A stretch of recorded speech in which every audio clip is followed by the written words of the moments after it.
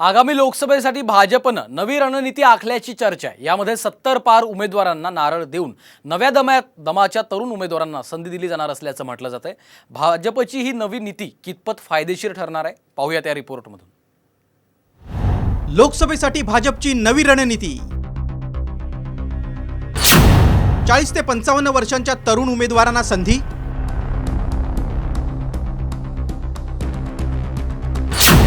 लोकसभेसाठी मोदींसोबत यंग खासदारांची फळी।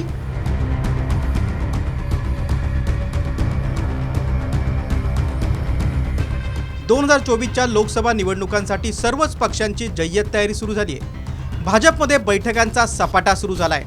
मात्र या बैठकांमध्ये भाजपच्या एका नव्या रणनीतीची जोरदार चर्चा सुरू आहे आणि ती चर्चा आहे लोकसभेला युवा उमेदवारांची फळी उभारण्याची।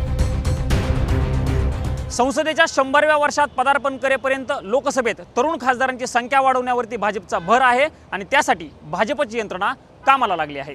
1952 साली जेव्हा पहिली लोकसभा अस्तित्वात आली होती तेव्हा संसदेतील तरुण खासदारांची संख्या 26% होती।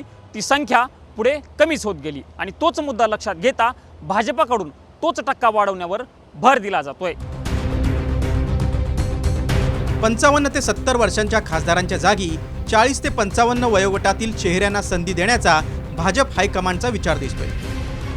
लोकसभेत सध्या 25 ते 55 वयोगटातील खासदारांचं प्रमाण 53% आहे, तर 70 पारच्या सदस्यांची संख्या जवळपास 150 पर्यंत होते। मतदारांमध्ये 65% तरुण वर्गाचं प्रमाण आहे, त्यामुळे तरुणाईला आकर्षित करण्याचा भाजपचा अजेंडा आहे। दरम्यान पंतप्रधान मोदींच्या गेल्या काही भाषणांमध्ये युवा वर्गाचा उल्लेख सातत्याने केला जातो। देश का युवा सिर्फ और सिर्फ विकास चाहता है। जहां भी सरकारों ने युवाओं के खिलाफ काम किया है वो सरकारें सत्ता से बाहर हुई है। निवडणुकांना सामोरं जाताना भाजप नवा मुद्दा घेऊन पुढे जात असतो। यावेळी भाजपनं वेगळी रणनीती आखल्याचं मत व्यक्त केलं जात आहे। भाजपनी असं एक ठरवलेलं आहे की 70च्या वर असलेल्या उमेदवारांना उमेदवारी द्यायची नाही किंवा 3 किंवा 4 वेळा जे निवडून आले आहेत त्यांना उमेदवारी द्यायची नाही।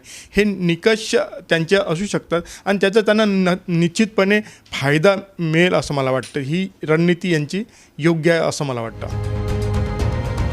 मोदींच्या पंतप्रधान पदाची हॅट्रिक व्हावी यासाठी कोणतीही जोखीम पत्करण्यास भाजप तयार नाही। त्यामुळे 70 पार उमेदवारांना घरी बसून त्यांची नाराजी ओढून घ्यायची का हा सवाल भाजप हायकमांडला पडलाय। 70 पेक्षा अधिक वय असलेल्या विद्यमान खासदारांना सक्तीची राजकीय निवृत्ती दिली जाणार आहे। याशिवाय सलग 3 टर्म खासदार राहिलेल्यांना पुन्हा संधी मिळण्याची शक्यता कमी आहे।